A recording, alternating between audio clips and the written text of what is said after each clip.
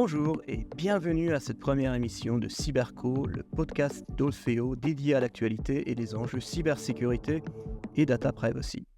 Alors dans ce premier épisode du podcast, nous allons commencer avec un sujet très simple et pas du tout polémique. Peut-on utiliser des logiciels SaaS américains? Alors blague à part et pour redevenir sérieux, pour accorder à ce sujet toute la gravité qu'elle mérite, pourquoi avons-nous décidé de commencer avec ce sujet qui finalement est loin d'être simple? Alors, parce que c'est un sujet d'actualité bien sûr, puisque début juillet, l'Union européenne, par la voix de sa présidente de la Commission européenne, Ursula von der Leyen, a annoncé la signature du Data Privacy Framework. Ce texte est une troisième tentative de fixer le cadre légal pour le transfert des données personnelles entre l'Europe et les États-Unis. Et déjà en discussion depuis plus d'un an, ce texte a notamment fait l'objet d'un executive order du président américain Joe Biden, censé rassurer sur les garanties mises en place par les États-Unis sur la protection des données et notamment encadrer les conditions dans lesquelles les agences gouvernementales pouvaient accéder à ces données. Alors, pour en parler avec nous ce matin, Maître Richard Mombert, DPO d'une société américaine avec une filiale en France qui se présentera rapidement après cette introduction. Bonjour Richard et Maître, merci d'être avec nous ce matin. Alors avant de commencer, pour la petite histoire, en préparant ce podcast, on s'est rendu compte que le sujet focalise quand même énormément de passion et qu'il était très facile de s'en éloigner pour tomber dans des sujets comme la souveraineté, la géopolitique, l'énergie, l'Europe, etc. Il était aussi facile de tomber soit dans l'anti-américanisme primaire, ou alors au contraire dans un certain pessimisme ou réalisme, si on veut, et une prise de conscience que peut-être que certains trains ont déjà quitté la gare. Alors, on a décidé d'essayer d'évoluer sur une crête entre ces deux positions pour ne pas tomber dans trop de polémiques. Donc, rester tout dans la nuance et ne considérer que des faits objectifs, des impacts concrets sur les entreprises et de tenter de donner des clés de lecture sur ce qu'on a le droit de faire ou non et avec quel risque. Donc après cette petite introduction, bonjour Maître Mombert, est-ce que tu peux te présenter rapidement avant qu'on rentre dans le vif du sujet? Bonjour Gabor, bonjour à tous. Alors Richard, ça ira très bien, j'ai été avocat, mais j'ai délaissé mon titre de maître il y a de longues années maintenant. Je suis juriste de formation, ça fait 15 ans maintenant que je travaille dans la conformité réglementaire, la protection de la vie privée plus particulièrement, tantôt dans des autorités de contrôle comme la CNIL, tantôt dans des sociétés privées comme celle pour laquelle je travaille aujourd'hui depuis 6 ans, dans laquelle je suis responsable pour le groupe de la protection de la vie privée. Donc, comme Gabor l'a indiqué, c'est un groupe américain, éditeur de logiciels, qui est établi dans une quarantaine de pays et qui représente environ 6000 salariés. Et je suis ravi de pouvoir discuter aujourd'hui à la fois de ce que les entreprises peuvent ou ne peuvent pas faire et puis du contexte dans lequel elles évoluent qui, depuis 2000, joue un rôle essentiel et malheureusement très instable. Merci. Alors première question, commençons directement. Alors, on a vu que ce sujet-là, c'était quand même un drame en 3 temps, qui a commencé en 2000 avec le Safe Harbor et qui continue aujourd'hui avec le Data Privacy Framework. Est-ce qu'on peut refaire un petit peu l'histoire de cette épopée depuis 2000 et comment en sommes-nous arrivés là?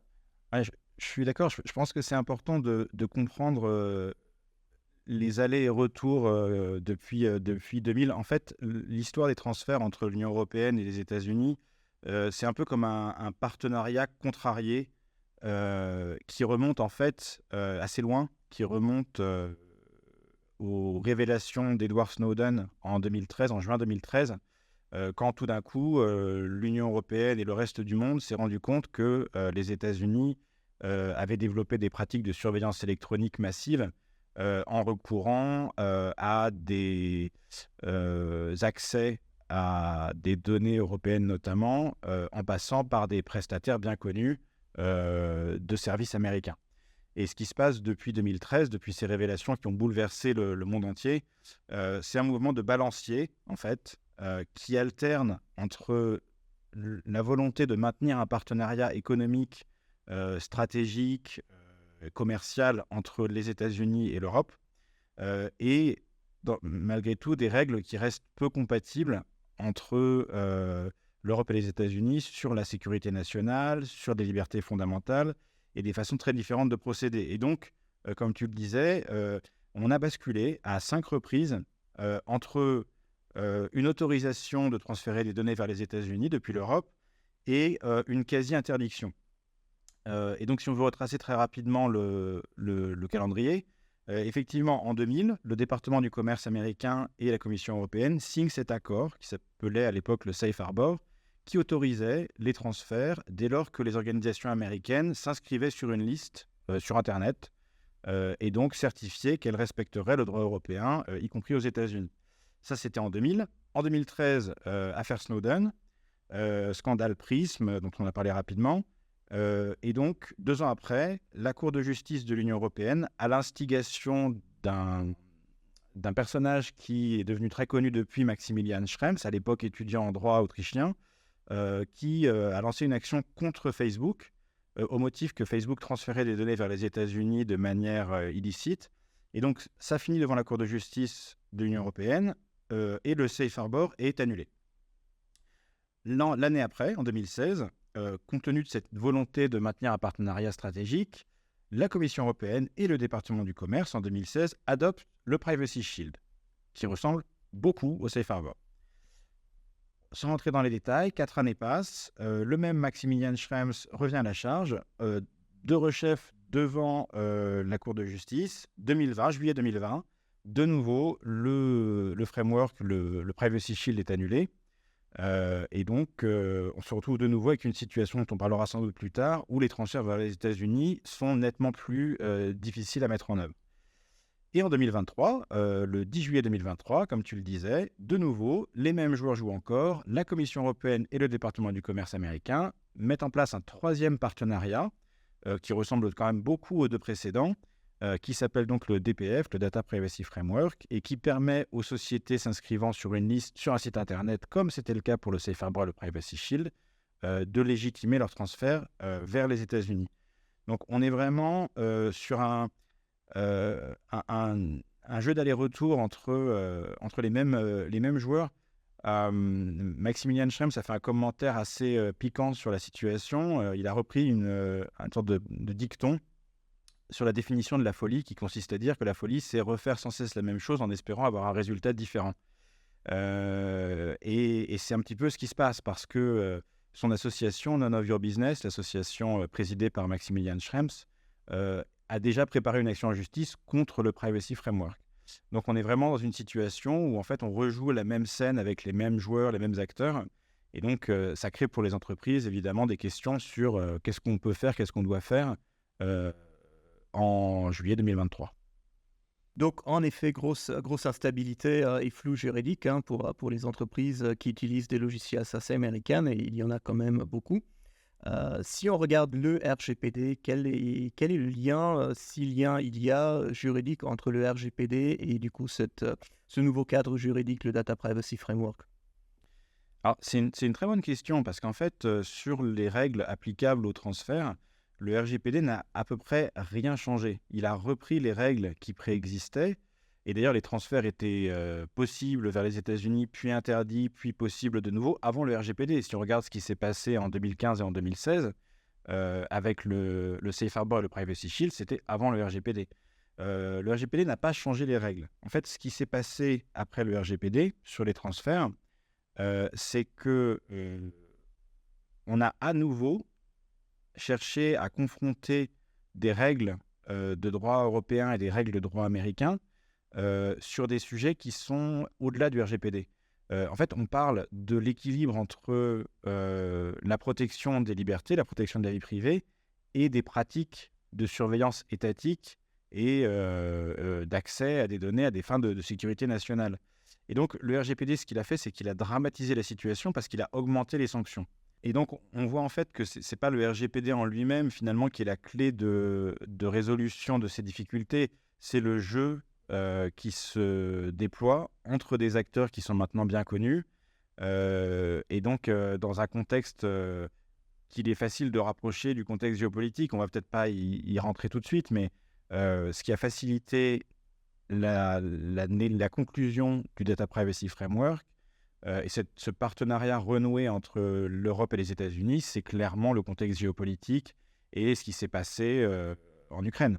Donc, ouais, il faut comprendre ça aussi pour être capable de conseiller de la meilleure des façons son organisation sur les choix de fournisseurs à opérer, parce qu'on voit bien que les décisions sont aussi politiques, pas uniquement juridiques.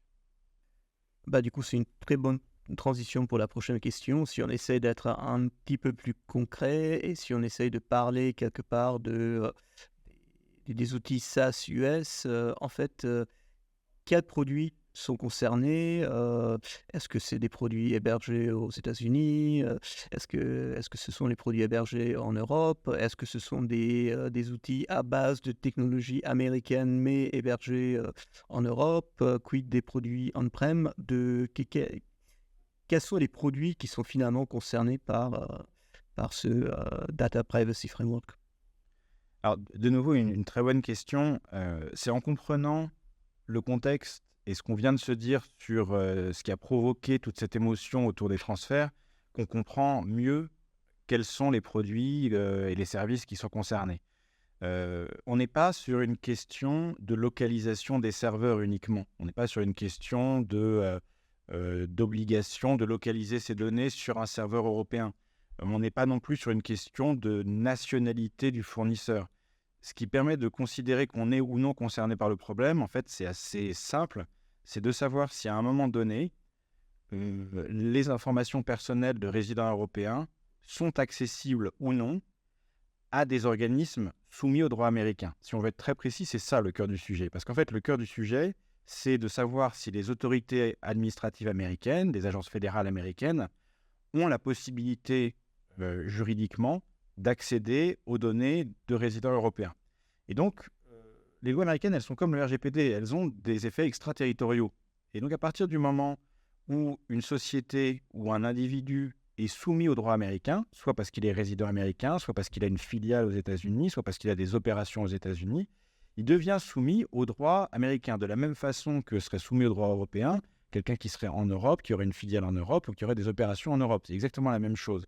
Et donc, quand on choisit une solution, SaaS notamment, la question à se poser, c'est pas uniquement où sont localisés les serveurs, c'est pas uniquement est-ce que le fournisseur avec qui je signe le contrat, c'est une société américaine, parce que ça peut être une filiale française d'une société américaine, ça n'empêchera pas ces activités d'être soumises au droit américain du fait de sa maison mère, par exemple. Et donc, la question qui se pose, c'est vraiment celle-là, c'est de savoir si les données de citoyens, de résidents européens, elles seront accessibles à distance ou sur place par des personnes qui sont soumises au droit américain. Parce que dès lors que c'est le cas, il y a ce qu'on appelle le Cloud Act notamment, qui rend le droit américain applicable au-delà du territoire américain. Et donc, tous les produits et services dans lesquels cette hypothèse-là se réalise sont concernés. Si on parle du cloud, assez rapidement, dès lors qu'il y a un besoin de maintenance, un besoin de mise à jour, un besoin de résolution d'incidents, un besoin de support, assez vite, on voit bien que c'est compliqué de maintenir un hébergement, un environnement en cloud, en privant totalement le fournisseur du service principal ou le partenaire qui va s'occuper du support d'un accès aux données. Ça paraît difficile. Même pour le on-prem, du on-prem, un logiciel installé on-premise sur un serveur qui serait, disons, européen, avec un service qui est lui-même hébergé, qui n'est utilisé que par des utilisateurs, disons, européens. Dès lors qu'il y a du support qui serait délivré par une société liée aux États-Unis, et que donc certaines données, via des tickets de support, partiraient vers le fournisseur américain, il reste cet impact, il reste cet aspect qui retombe dans le problème. Parce que, alors même que les données sont traitées localement au départ, les données de production, il y a potentiellement ce support qui crée une brèche dès lors que le support est en partie délivré par une société soumise au droit américain. Donc, quand on revoit un service, il faut bien prendre en considération tous les aspects du service, pas uniquement le serveur sur lequel l'environnement va être hébergé, parce qu'autrement, on n'est pas complet dans son analyse des risques. Donc, si aujourd'hui, une société voudrait faire appel à une solution qui, avec l'ambition d'avoir une solution 100% souveraine ou à minima non soumise au Cloud Act, quelles sont les cases à cocher, entre guillemets, pour cette solution?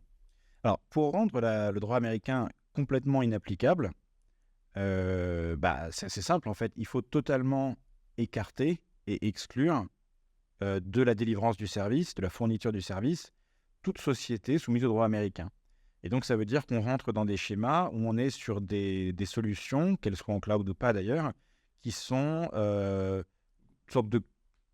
quelque sorte containerisées dans un environnement purement européen où aucune fonction, aucun accessoire du service n'est pris en charge par un Américain.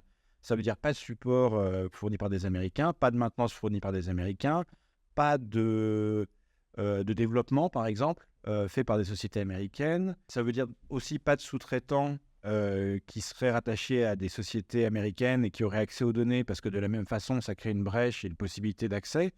Donc, la façon la plus absolue et la plus stricte, c'est de faire du franco-français, de l'européano-européen, et de ne laisser aucun accès à une entreprise liée de près ou de loin aux États-Unis. Ce qui est compliqué dans les faits, parce que les Américains ont développé des services et des offres qui sont relativement incontournables, au moins pour certaines activités. Donc, quelque part, les offres qui associaient à la fois un acteur soi-disant souverain et un acteur du cloud américain, comme ce qui a été fait par des Thales, des Orange, etc., par définition, n'ont absolument rien de souverain que, que, que, que ça. C'est ce qu'on leur a reproché et c'est ce qui fait qu'elles n'ont pas été soutenues à 100% dès le début par les régulateurs compétents. Ils ont bien senti en fait qu'on restait dans un partenariat entre Europe et États-Unis, avec sans doute des restrictions de type organisationnel, juridique, technique, qui réduisaient la possibilité d'accéder aux données par des autorités américaines, mais juridiquement et théoriquement, ça ne retire pas complètement le nœud du problème. Et donc, c'est intéressant de comprendre ce problème-là qui, et on en a encore peu parlé, mais qui depuis le 10 juillet a fondamentalement changé puisque la situation s'est de nouveau retournée. En effet, la situation s'est de nouveau retournée.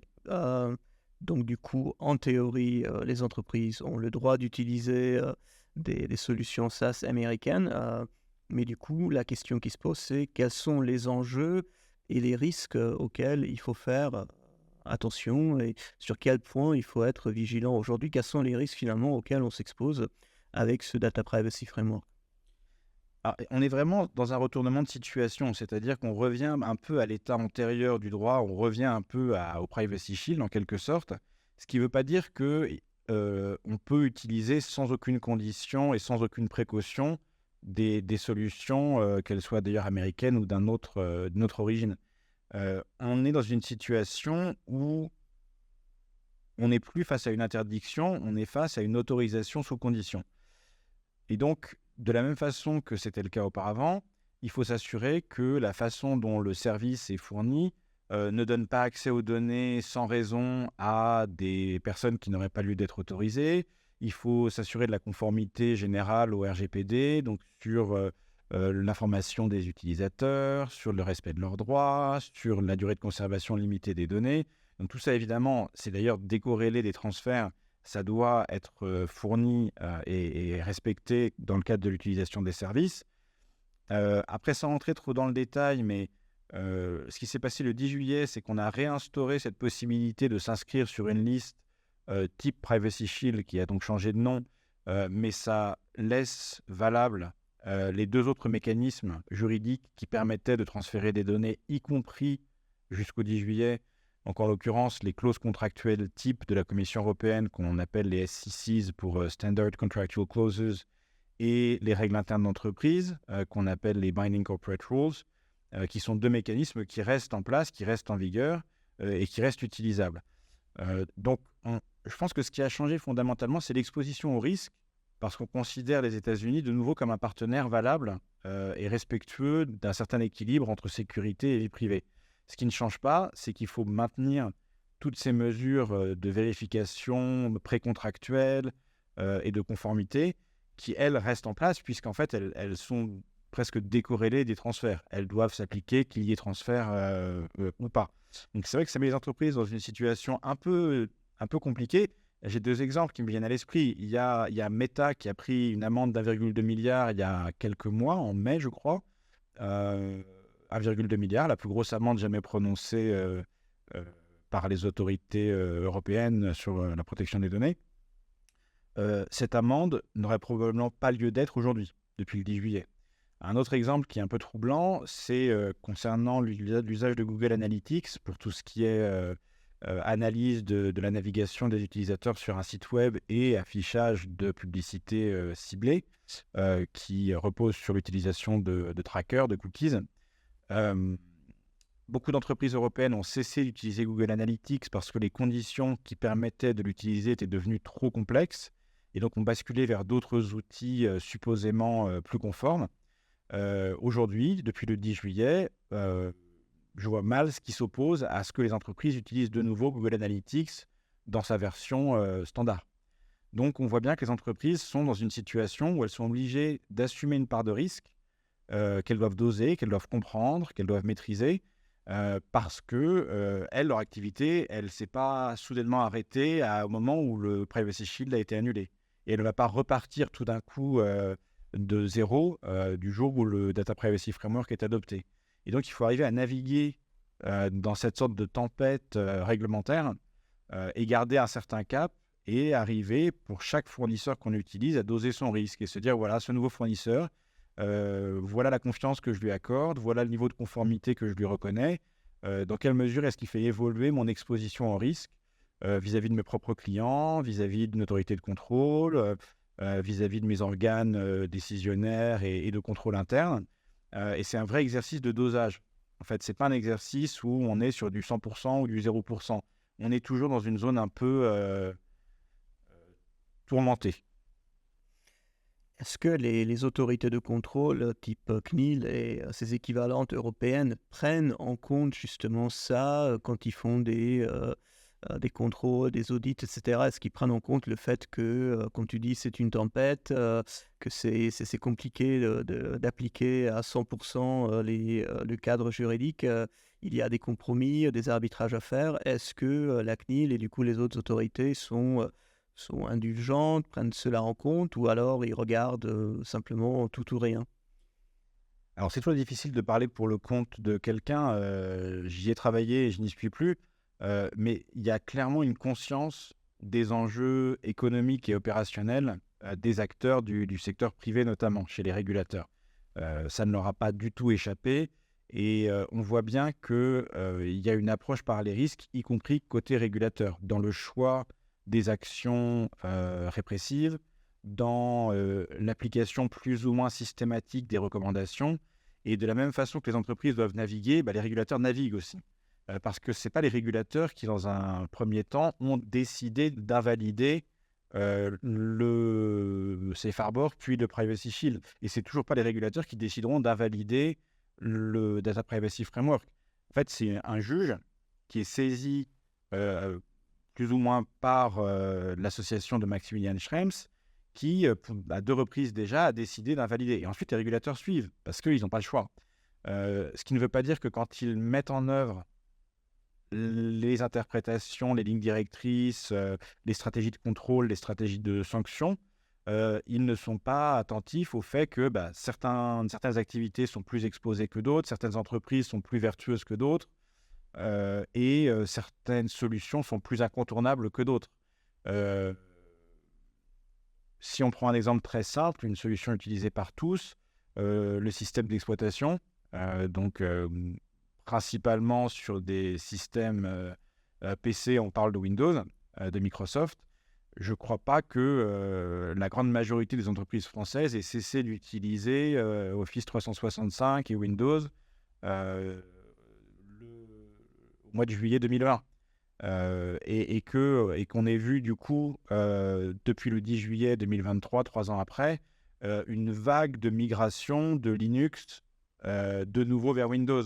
Donc on voit bien que les régulateurs n'ont pas, pendant 3 ans, matraqué tous ceux qui continuaient d'utiliser Outlook, Windows et ce type de solutions, Skype et j'en passe. Donc, sans parler d'une entreprise en particulier, les régulateurs sont comme les entreprises. Ils essayent de piloter, de guider, d'accompagner, de maintenir un équilibre entre les besoins de l'activité humaine et le respect des libertés fondamentales. Et donc, c'est difficile de sentir exactement comment les régulateurs se positionnent, mais clairement, il n'y a pas eu une activité forcenée sur les entreprises qui utilisaient des logiciels américains. Google Analytics, c'est un peu l'exception. Il y a eu beaucoup d'actions en Europe contre Google Analytics. Pourquoi Google Analytics? C'est l'outil qui aspire le plus de data. Ça cristallise un petit peu les méfiances qu'on peut avoir contre certains outils des GAFAM. C'est une question intéressante. Je vois quelques raisons, mais c'est peut-être pas les bonnes. Parmi les raisons que je vois, il y a le fait que les cookies sont soumis à une réglementation spécifique qui s'appelle la directive e-privacy qui prévoit un consentement. Ça n'a rien à voir avec les transferts, mais c'est un sujet qui a été très très labouré par les régulateurs et sur lesquels ils avaient des attentes très élevées. Et c'est ce qui fait qu'ils ont été particulièrement sévères, pas tant pour des questions de transfert, mais parce qu'ils étaient sur le sujet depuis déjà très longtemps. Par ailleurs, c'est un sujet qui est très facile à contrôler pour les régulateurs. Il suffit de se connecter à un site, de regarder quel est le mécanisme de consentement. Est-ce que c'est une bannière? Est-ce que c'est un lien? Est-ce que c'est un système de gestion des préférences de dépôt de cookies? Et puis en même temps, de traquer les trackers, de voir ce qui se dépose, à quel moment. Est-ce qu'un cookie publicitaire, il est bien classé comme publicitaire et donc il est bien bloqué tant qu'on n'a pas validé cette catégorie de cookies? Tout ça, c'est très facile à contrôler à distance. Pour un régulateur, il se connecte, il fait un constat et donc il a sa réponse. Donc, je pense que ça a justifié aussi pourquoi il a été si facile de faire preuve de sévérité sur le sujet. Après, il faut reconnaître aussi que les cookies, en fonction de l'usage qui en est fait, c'est un des moteurs de l'économie numérique. C'est ce qui permet de servir de la publicité ciblée et c'est la principale source de revenus de nombreux éditeurs de sites web. Et donc, on était sur un réel enjeu, sachant qu'en plus, la capacité qu'obtiennent les entreprises par le recoupement de la navigation sur Internet, des recherches qui sont faites sur les moteurs de recherche, permettent de profiler quelqu'un à un niveau absolument sensationnel. Et donc, on est clairement sur un vrai sujet de vie privée. Donc, je comprends que les régulateurs aient eu envie de s'en emparer spécifiquement. Tiens, sur les questions de cadre juridique, est-ce qu'il y a des différences ou des améliorations fondamentales entre le Privacy Shield et le Data Framework Policy et par extrapolation, quelle est la probabilité, alors je sais que tu n'as pas de boule de cristal ou alors tu le caches bien, mais quelle est la probabilité que du coup ce nouveau DPF soit également invalidé par Schrems ou quelqu'un d'autre? Alors, j'ai eu des grandes discussions à ce sujet-là avec des conseils externes, des avocats, d'autres experts.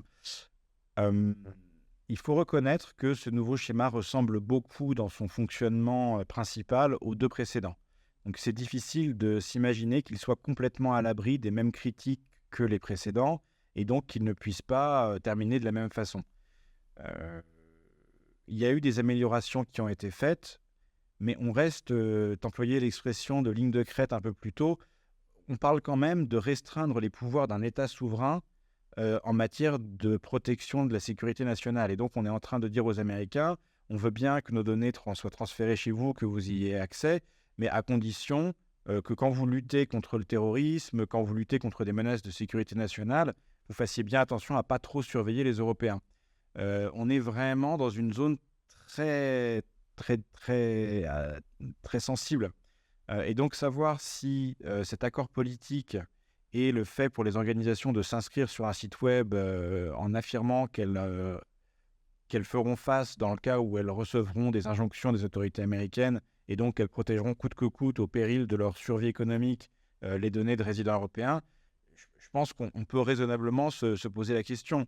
Ce qui est certain, parce que dans ces discussions que j'ai pu avoir, on m'a dit que j'étais un peu pessimiste. Quand on me dit que je suis pessimiste, je réponds que je suis réaliste. Ça permet d'échapper aux reproches. Ce qui est sûr, c'est que ça montre une chose, c'est que l'Europe et les États-Unis veulent maintenir un partenariat à plein de niveaux. Et donc que ces annulations répétées qui provoquent des vraies inquiétudes et des vrais troubles chez les organisations, chez les entreprises, elles doivent être comprises dans ce schéma qui n'est pas le schéma d'un embargo, c'est pas le schéma d'une guerre économique, c'est pas le schéma d'une hostilité totale où on essaierait d'interdire aux Européens de commercer avec les États-Unis. Donc c'est pour ça que c'est important de comprendre le contexte. Refuser d'utiliser des solutions américaines, c'est tout à fait audible, mais ça ne peut pas être la conclusion absolue du RGPD en disant voilà, le RGPD m'interdit d'utiliser des solutions américaines. Autrement, qu'est-ce qu'a bien pu faire la Commission européenne à 3 reprises? À réétablir cette possibilité et à reconnaître à nouveau les États-Unis comme un pays adéquat. C'est quand même fabuleux. Les États-Unis, ils ont balancé entre le pire pays du monde pour les transferts, qu'on compare quand même avec des États peu démocratiques, si on veut, pour lesquels les transferts n'étaient pas réputés possiblement illicites, et tout d'un coup, ils redeviennent adéquats, c'est-à-dire qu'ils redeviennent équivalents à l'Europe. Donc, on en a beaucoup parlé déjà, mais il faut garder ça en tête. Quand bien même le DPF serait annulé de nouveau, et ça c'est intéressant comme question, est-ce qu'il n'est pas temps de changer de logiciel, de changer de façon de régler ce problème? Parce que il n'est pas exclu qu'on retombe encore dans la même situation. Et donc, à un moment donné, on peut effectivement se demander s'il n'y a pas une part de folie dans le fait de reprendre les mêmes mesures.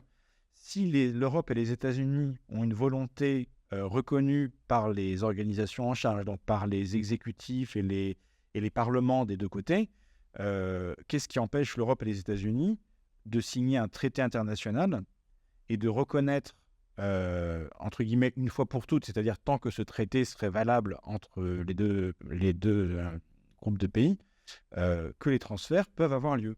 Auquel cas, ça échapperait à la juridiction de la Cour de justice de l'Union européenne. Je ne dis pas que c'est ce que souhaitent les organisations de protection des données, je ne sais pas si c'est ce que tout le monde veut, mais il y a quelque chose d'un peu ridicule à s'échiner, à annuler, puis à reprendre ces mesures qui font perdre beaucoup de temps à tout le monde, plutôt que de travailler sur de la conformité réelle, et plutôt que de regarder comment on peut vraiment protéger la vie privée des gens. Donc je pense que voilà, un traité international, ce serait une façon juridique de sortir de cette folie autour des transferts.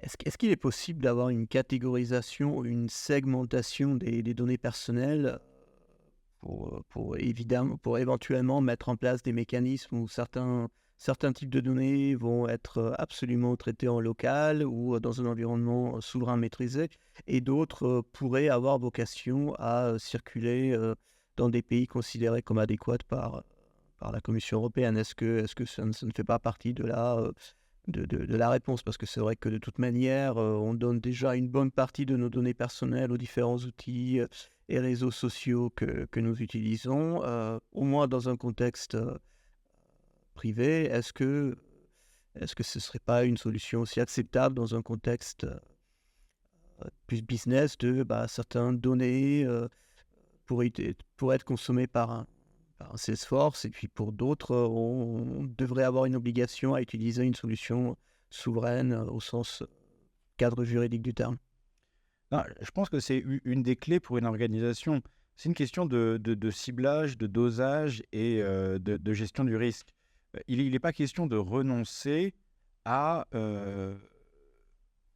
la confidentialité des données. Il n'est pas question finalement de se dire que tout est fichu, que de toute façon ces données elles sont partagées depuis longtemps et qu'il est trop tard et qu'on ne peut rien faire. Clairement, je pense que la notion de transfert, elle a été un peu trop soulignée. En fait, on parle de partage. La question, c'est avec qui est-ce qu'on est prêt à partager nos données et qui peut légitimement y avoir accès. Évidemment que certaines données sont plus stratégiques, plus sensibles, ont plus de valeur que d'autres.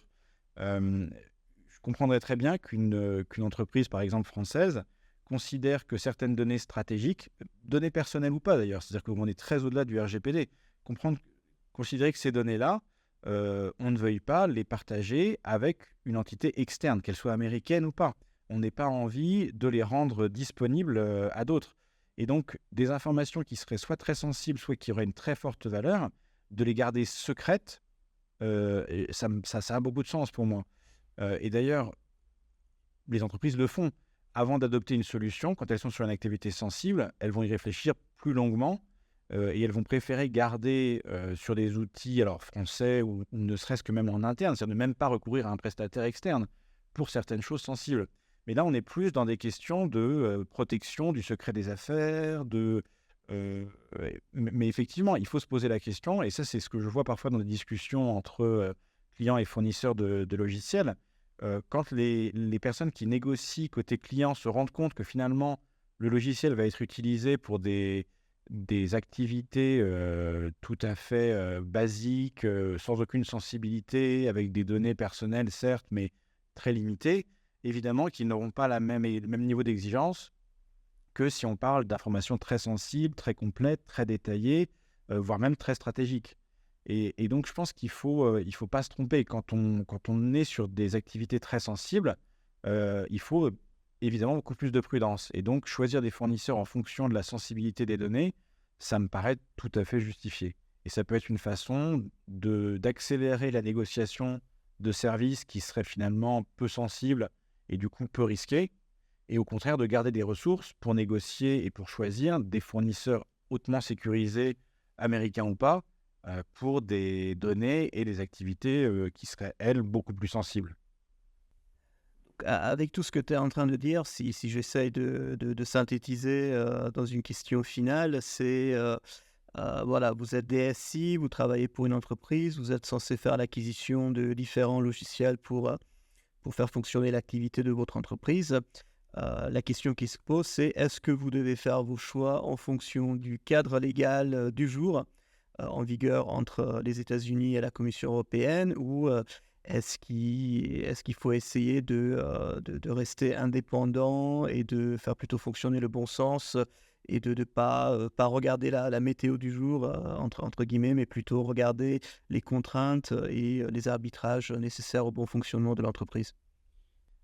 C'est un peu tout ça à la fois. Évidemment, je pense que le plus important pour une entreprise, c'est d'avoir les outils, les instruments, les moyens, les ressources qui lui permettent de remplir sa fonction, de déployer son activité. Et donc, la conformité au droit applicable, elle est incontournable, elle est essentielle et elle est source de risque à défaut. Et donc, elle doit faire partie de la prise de décision. Mais la conformité au droit, c'est une condition, c'est pas la raison pour laquelle on va faire appel à un fournisseur. Après, dans ce qui doit être pris en compte, alors, il y a des gens qui prennent des décisions en fonction d'un critère unique, ou de 2, ou de 3, ou de 10. Clairement, on voit bien que dans cette matière-là, il y a beaucoup de critères. Il y en a un qu'on n'a pas mentionné, pourtant on a beaucoup parlé politique, géopolitique, relations internationales. C'est le fait que le Data Privacy Framework, donc le mécanisme qui vient d'être adopté, il repose juridiquement sur l'appréciation par la Commission européenne que le décret limitant les pratiques de surveillance américaine qui a été signé par le président Biden en octobre dernier est en place et effectif. Les élections américaines auront lieu dans un peu plus d'un an. On parle bien d'une sorte de ce qu'on pourrait appeler un décret présidentiel, un executive order. Et donc, on peut, sans trop de difficultés, imaginer, sans faire de politique fiction, que dans le cas où la majorité présidentielle changerait aux États-Unis dans un an, ce type de décision, dont l'objet est quand même de réduire les pouvoirs des autorités de protection de la sécurité nationale américaine en faveur des Européens, puisse être modifié, voire même annulé ou rétracté. Et dans ces cas-là, de nouveau, ce n'est pas complètement inimaginable que la Commission européenne, quand elle va réévaluer l'effectivité du DPF, se rende compte que finalement, le deal n'est pas respecté, le droit américain a de nouveau reparti dans l'autre direction, et que donc, de nouveau, on doit annuler ce mécanisme. Et donc, je pense que ça doit inciter à la fois à la prudence, et donc à ne pas imaginer que les choses sont réglées une bonne fois pour toutes, parce qu'on a bien vu que ce n'était pas le cas, et aussi une certaine forme de sérénité, dans le sens où on sait bien que le partenariat Europe-États-Unis va persister. On sait bien que des deux côtés, il y aura des mesures qui seront prises pour pouvoir continuer à travailler ensemble en respectant certaines conditions. Mais la situation n'est pas simple aujourd'hui et elle ne sera pas forcément plus simple demain. Donc je pense qu'il faut, pour les décideurs et pour ceux qui les conseillent, rester à l'écoute de ce qui se passe, sur la scène internationale, en droit local, chez les concurrents, chez les fournisseurs de services, chez ses propres clients, qui sont souvent en fait ceux qui emportent la décision. Si vous avez un client qui vous dit « moi je suis chez AWS », il faut tout mettre chez AWS. Si vous dites que vous êtes hébergé ailleurs, et peut-être qu'il va vous dire « bah oui, mais moi ça ne m'intéresse pas parce que tous mes contrôles ils sont calqués sur un hébergement, j'ai dit AWS, j'aurais pu dire Azure ou un autre, ou OVH, peu importe. » Voilà, les clients aussi jouent un rôle là-dedans. Donc, alors qu'on a parlé assez longuement, on a brossé finalement qu'une partie des critères qui orientent des choix pour telle ou telle solution américaine ou pas, cloud ou pas.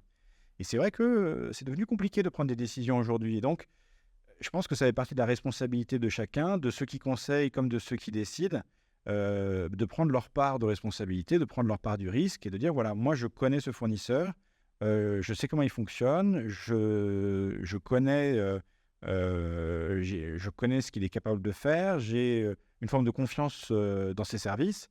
Et en fait, les choix vont être très subjectifs finalement, alors qu'ils sont fondés sur tout un ensemble de faits, comme on a dit, d'informations factuelles. Mais à un moment donné, il faut les interpréter, il faut les combiner. Et on n'a pas parlé de la subjectivité de chacun, ce qui est encore un autre critère. Mais je pense qu'il faut avoir tous ces éléments-là à l'esprit pour être capable d'analyser le conseil qu'on reçoit ou de formuler un conseil pour les instances dirigeantes et ne pas se focaliser sur uniquement un aspect, ce qui pourrait être trompeur quand on voit la complexité de ce sujet. Super, merci beaucoup Richard pour ces quelques mots de conclusion. Nous espérons avoir apporté quelques clés de lecture. Comme on l'a vu, c'est difficile d'apporter des réponses tranchées, définitives et complètement objectives, mais nous espérons avoir apporté quelques éléments de contexte et une petite grille de lecture contribuant à prendre les bonnes décisions dans ces temps très changeantes. Merci beaucoup Richard. Merci Gabor.